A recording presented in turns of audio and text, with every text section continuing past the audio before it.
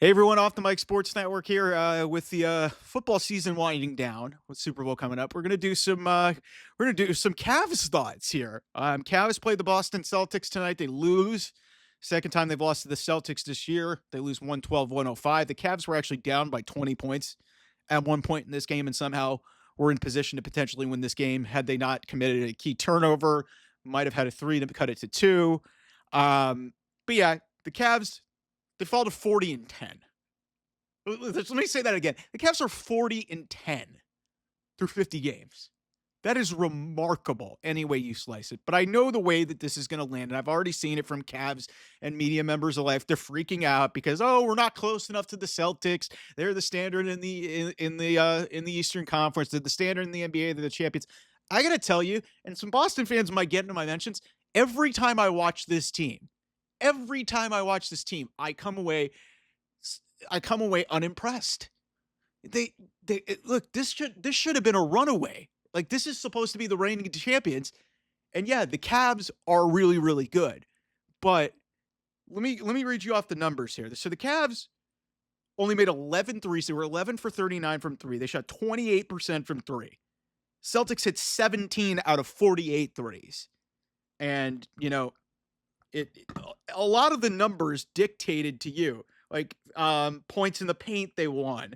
Um, they had more assists. They had two more rebounds. Like they had 15 to 14 offensive rebounds, 38-37 defensive rebounds. Like this was an evenly contested game. And Boston, you would think up 20 would have been able to close the gap, but the Cavs were able to push their way back into this game. Now, the question becomes, what do the Cleveland Cavaliers do coming off of this? Because they got their last meeting in Boston at the end of the month. Do the Cavs push forward and make a trade? Because one of the big reasons why I think the Cavs got a little bit exposed in this game is because they couldn't get defensive rebounds, and that's something's got to be addressed with Evan Mobley, which we'll talk about in a second. But their wings, every time the Cavs face a team with dominant scoring wing players. They had it against Houston. They had it against Atlanta. It's happened against Oklahoma City. It's now happened against Boston a couple times this year. The Cavs tend to struggle in this spot, but they were missing a very key perimeter defender in Isaac Okoro, who's been out for about 10 games, and Dean Wade, who's really a key with his size and his length. He wasn't available in this game. So it's just like the Cavs, outside of Jared Allen and outside of really Jared Allen and Evan Mobley, their bigs are not exactly they're not exactly really, gifted at that big position. And they kind of get put into, especially facing a team with Kristaps Porzingis, and then you got Al Horford as well. It's very hard to keep up with them, and especially when they're knocking down threes. And there was nobody making shots early in this game. The bottom line is I'm not worried. I really am not worried, but the Cavs need to make a trade. They absolutely need to make a trade. Some people will say, yeah, maybe the final margin will convince them that they're close. Listen, Kobe Altman, go make a trade. Whether it's DeAndre Hunter, whether it's Cam Johnson, go get somebody that can help you match up better with this Boston Celtics team. Because this team is good enough to win a championship. The Cavs are. They can hang with Boston. They absolutely can hang with them. It's just Boston can tend to go on these runs, but the thing that I have with the Celtics is they are very, very good. They are the champions for a reason. They make winning plays. The problem is a lot of their game is reliant on the three-point shot. Like guys, they jacked up 48 threes in this game. You're playing the percentages at that point. So to me, yeah, Boston wins. And, I had a feeling that because of how good they are on the road, they might get this game. But in a 7-game series, it's a coin flip. And now it's on the Cavs to whether or not they can make a move, go get somebody else. Like I said, a 3-and-D defensive, 3-and-D type of guy. DeAndre Hunter has been mentioned from the Atlanta Hawks. We'll see if that comes to fruition. Cam Johnson has obviously been a topic of discussion with the Brooklyn Nets. He played in an NBA Finals with the Phoenix Suns. So there's options out there. It's the question of what are they going to be willing to part ways with, and what are they going to be willing to give up to ultimately make a deal. I think People like Karis LeVert could be expendable. Depending on how you feel about Isaac Okoro, you could potentially trade him. But the bottom line is my big takeaway from this game is the Cavs are right there. This whole narrative that Boston is like this unbeatable juggernaut that is going to conquer the NBA again is a myth. It's a flat out myth. This team lost to Toronto this year. This team lost to Toronto. Toronto's one of the worst teams in basketball. Like this they can very easily beat Boston. It's just they've got to get some stuff straightened out.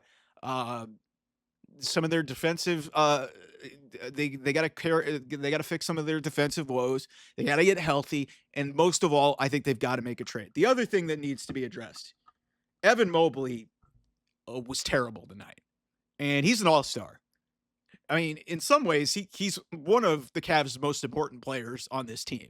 Like, yeah, Donovan Mitchell's obviously great. Darius Garland was outstanding. They combined for 56 points in this game. Donovan Mitchell was terrific. 31. He's been on a tear recently. But Evan Mobley goes 3 of 14 shooting. He threw up 4 threes. And I listen, I understand you have open shots. Like, Evan, you don't need to shoot threes, but 7 points, 5 rebounds. 7 points, 5 rebounds. That's not good enough. Jared Allen had 17 points and 18 rebounds. Jared Allen was awesome in this game. You cannot have Evan Mobley going 3 of 14 for 7 points in any game whatsoever. He is too talented and too gifted and too much of a unicorn type player that he should not be a liability. Like, he has played well against Boston in the past. I don't know what the hell happened tonight. That is a big reason why the Cavs lost this game tonight, is that when, like I said, their size, once you get past, like, because looking at who they played 9 guys in this game. Like, they had George Niang, who had 5 fouls despite only playing 25 minutes.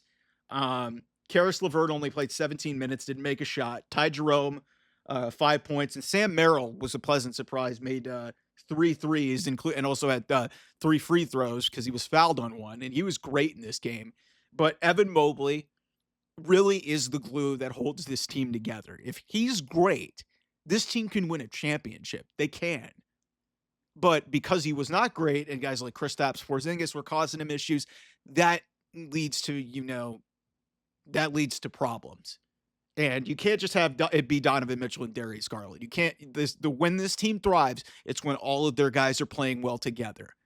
And this was somewhat reminiscent of previous years where they were relying on singular players to get them back in the game. But that's a result of you falling behind by 20 points. So I'm not worried yet because it's only February 4th.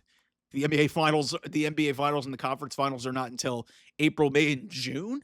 The NBA playoffs are not there. So there's stuff that they can correct, but they got to consider making a trade and trying to get because this has been an issue the whole season, is that when they face big wing players like Jaylen Brown, Jason Tatum, like they just don't match up well with them. So that's the big issue. And then your most important player in Evan Mobley, former number 3 overall pick, has really had a breakout type season. He can't have only 7 points and 5 rebounds. That just can't happen. So Cavs, I think, are fine.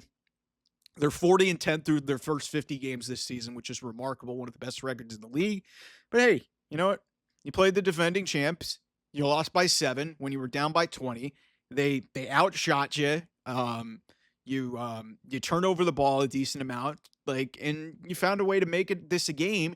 And if Donovan Mitchell makes a better decision and passes the ball, and Evan Mobley doesn't throw it away, Darius Garland could potentially have a chance to maybe make a 3, and this is a 2-point game instead of it going. And there was some officiating issues where Kristaps Porzingis was flopping, but I'm not going to blame the officiating. That's what happens when you're playing a better team. They're going to probably benefit and get some calls, and Kristaps Porzingis is enormous, so when he falls down, officials are going to notice it. So, but yeah, long story short, not worried. I think they'll be fine. I think they can still beat Boston in a 7-game series, but they've got to, they got some things to clean up. So anyway, I'll see you guys soon. Bye-bye.